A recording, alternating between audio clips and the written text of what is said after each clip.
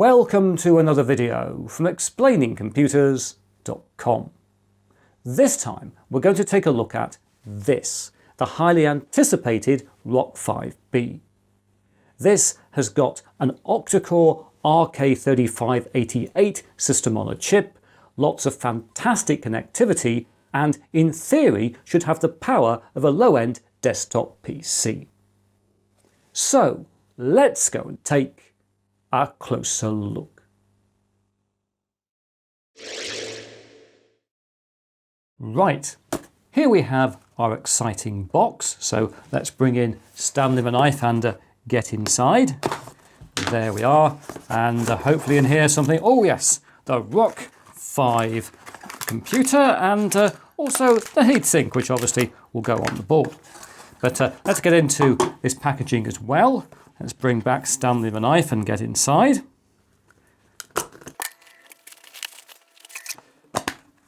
There we are, almost there. We've got a bag left as well. The bag is, not sealed. We can go straight in and crinkle, crinkle. Here we have our brand new RK5B from Radza. And over here, I've got the last Radza SBC we looked at on the channel, which is the RK3A. And if we put the 5B down next to it, you can see it's got a larger form factor. And specifically, the form factor of the RK5B is Pico ITX, which is 100 by 72 millimeters. So a fair bit larger than the 85 by 56 millimeters of the RK3A, which, as I'm sure you would guess, is exactly the same size as a Raspberry Pi. In terms of price, the RK5B is inevitably more expensive than a Raspberry Pi. It's a much more powerful board, but this said, the RK5B is, as far as I'm aware, the cheapest RK3588 board yet released. And back in January 2022, I paid $5 for a discount code, and including that, paid $84 for this 4GB board. However, the list price for the 4GB RK5B is $129, with an 8GB model costing $149 and a 16GB board priced at $189.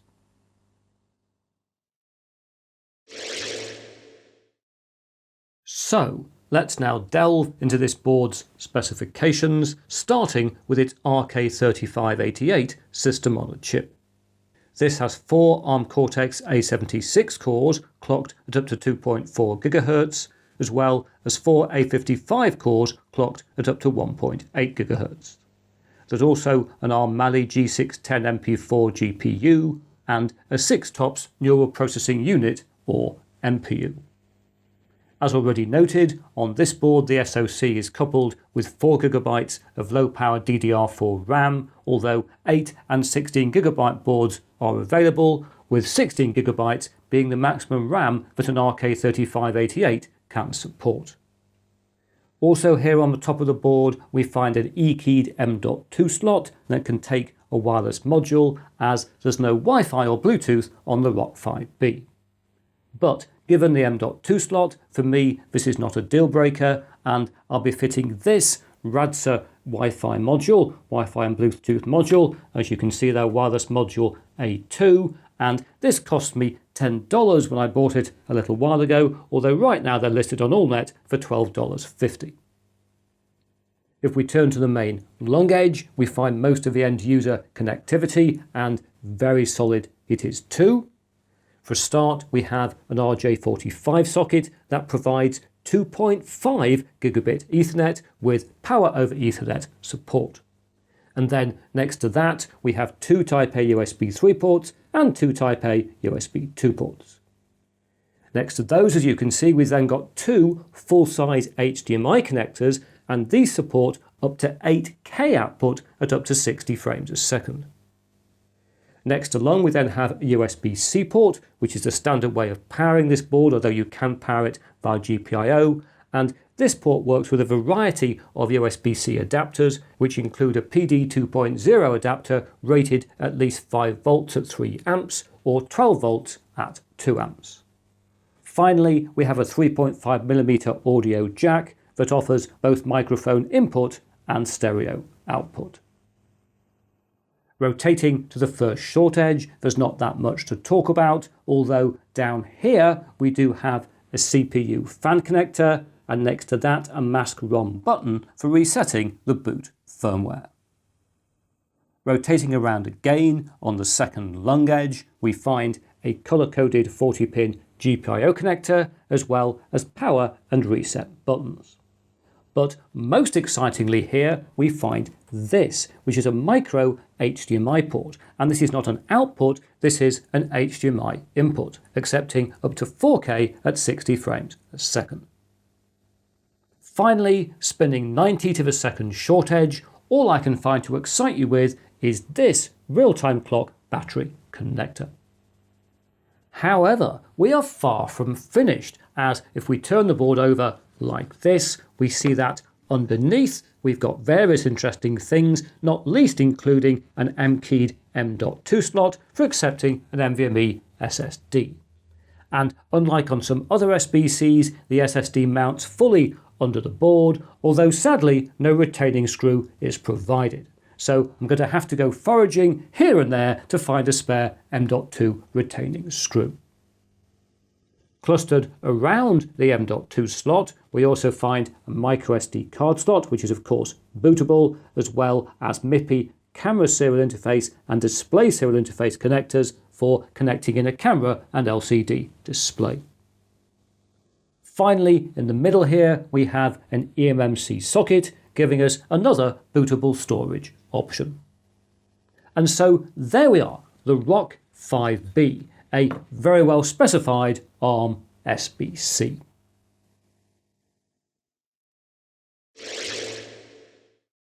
Right, to get our new SBC friend up and running, I'm going to fit a supplied cooler, and we'll bring in a Mr. Scissors to open up the bag. There we are, just to get inside, like that.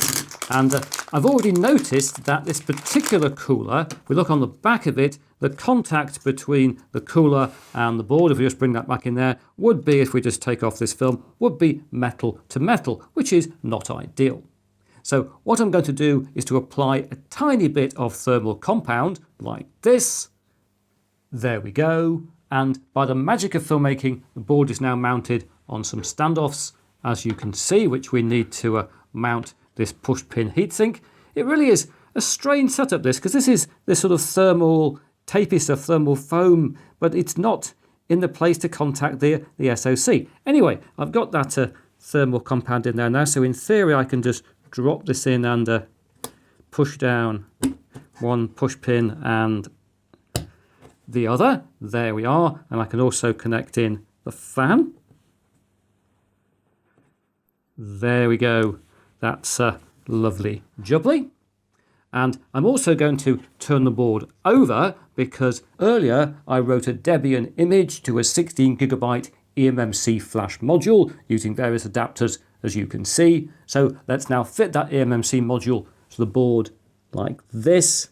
Always tricky getting these in, but oh, there we are, that's gone in rather well.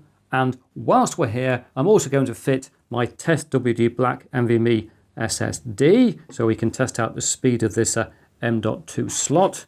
And I have found one screw, so I'll just put that in. There we go. And I was going to fit on the top of the board, if you might remember, this little M.2 wireless card, which would fit in here perfectly well like this.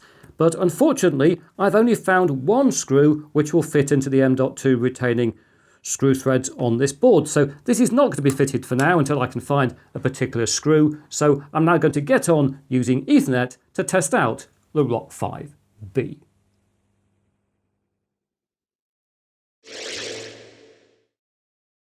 Greetings! Here I am back again with everything connected up, as you can see. So shall we now boot up Debian?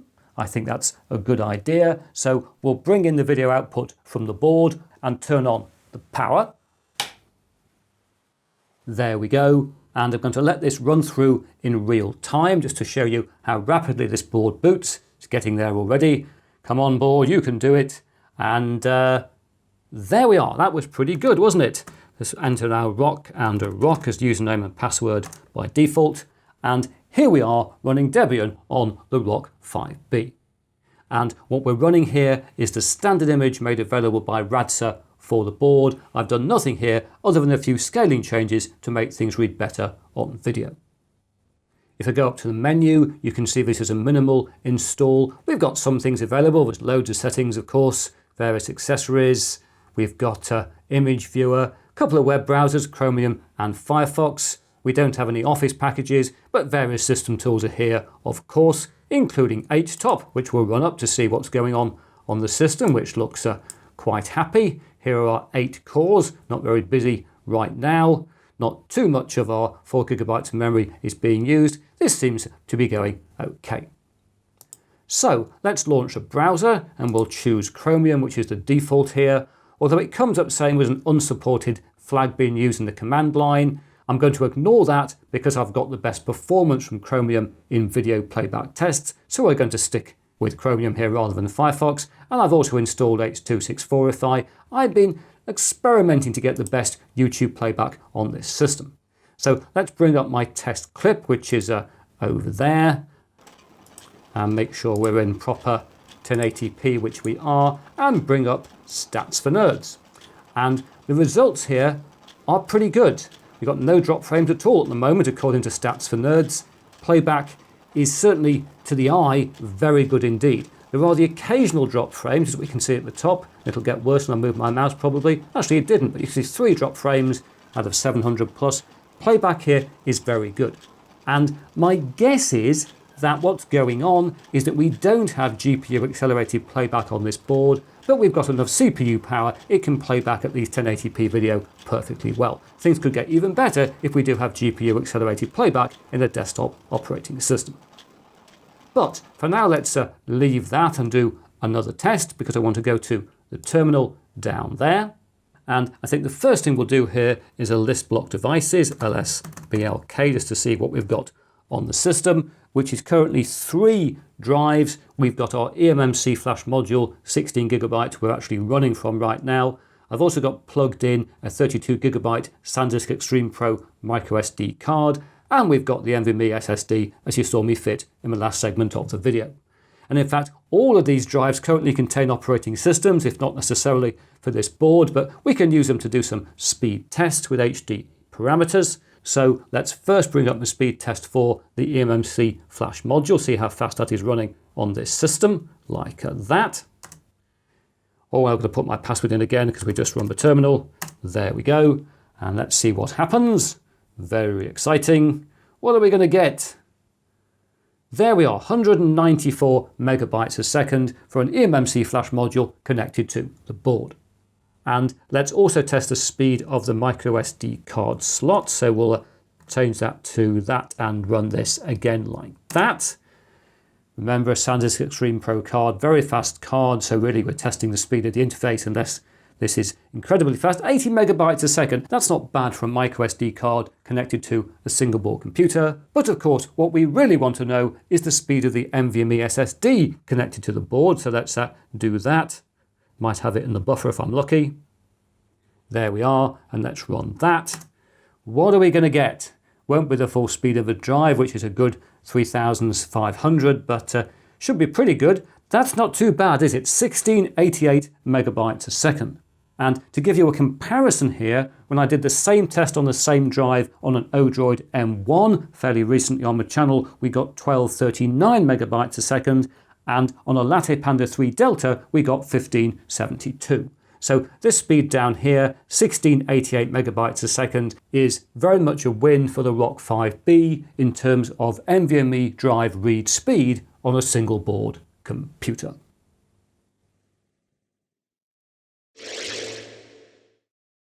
Greetings! Here I am back again in Debian, which continues to be very responsive. If I, for example, launch a terminal, just pick up the window and move it around, you can see it's really solidly connected to my mouse pointer, which is not always the case on a single board computer running a desktop Linux distro.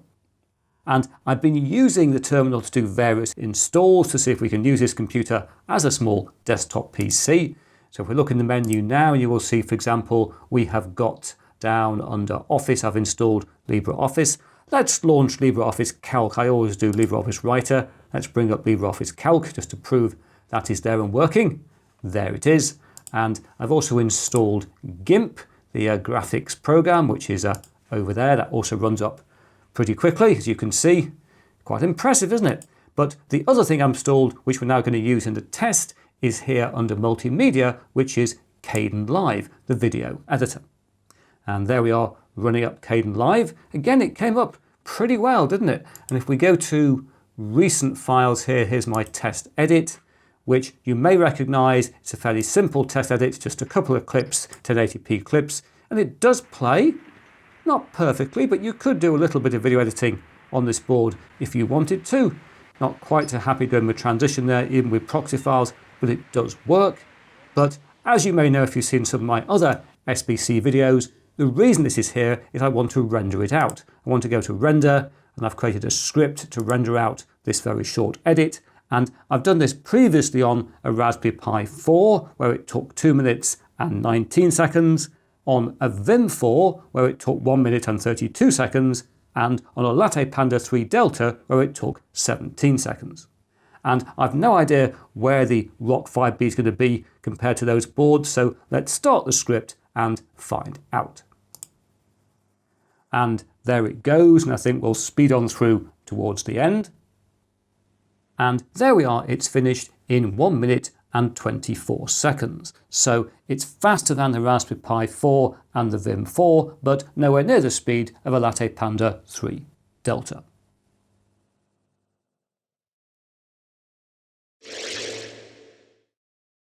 Now, as you may recall, the RK5B has got a micro HDMI input. And here in Debian, if we go to Applications and Multimedia and down to this little utility there, we can test out the HDMI input. And as you can probably see here, input set to HDMI RX. We can do the same for the audio down there. But unfortunately, I can't get this to talk over HDMI to any of my cameras. But it will talk to my laptop. So if I click capture up here like that, this is the desktop on my Windows 10 laptop connected to this board via its HDMI output, if you see what I mean. Let's do that so we can see things more easily on the screen. And down there we can see what's going on. The frame rate isn't very high. It says it's about 2 frames a second down there. And if I go across to my laptop and I just bring up, for example, a folder and play an ExplainingComputers video, that'll show that. It's taking a while to catch up. And as you can see, the frame rate isn't very high, but we do have a signal coming in via the HDMI input, and that opens up all kinds of possibilities. Now, admittedly, right now, I've not found a way to actually save a video from this, which obviously limits what we can do with it, but there are certainly possibilities. So for now, I'm just showing you this as a work in progress, I think, in terms of the software support for this feature on the board, but it's an interesting feature that I hope I'll be able to do more with in the future.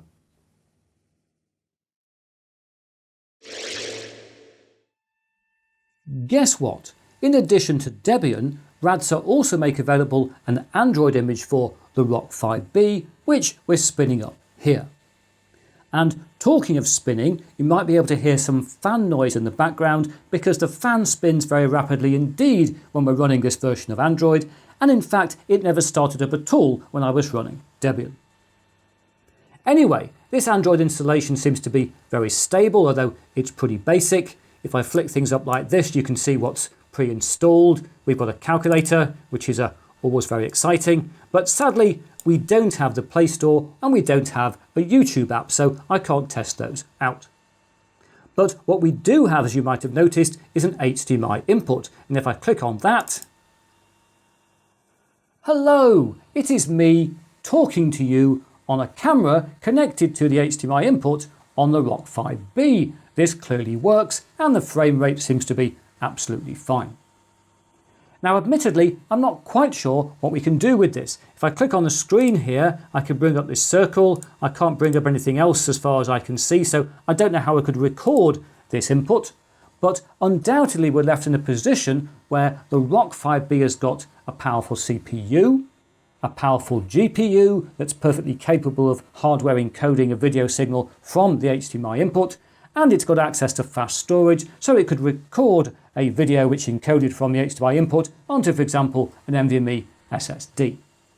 So in theory, you could turn the RK35B into something like this, the Blackmagic Design Video Assist 4K, which is currently recording this part of the video. Anyway, I think it's probably now time to bring things to a conclusion in this video, and by way of summary I would say that I'm impressed with the RK35B. It's a nice new single board computer, a new RK3588 platform. It's a powerful board, it's got good connectivity, and already the software support is not too bad. With Debian, I couldn't find a way to crash Debian, that's always a good sign. The basics all work. Access to things like the NVMe SSD works, which we don't always see on single board computers with NVMe SSD slots. Admittedly, I couldn't record the HDMI input the way I'd like to, but these are early days, and we don't normally judge a single board computer based on a feature that most boards don't actually have. So now that's it for another video. If you've enjoyed what you've seen here, please press that like button. If you haven't subscribed, please subscribe, and I hope to talk to you again very soon.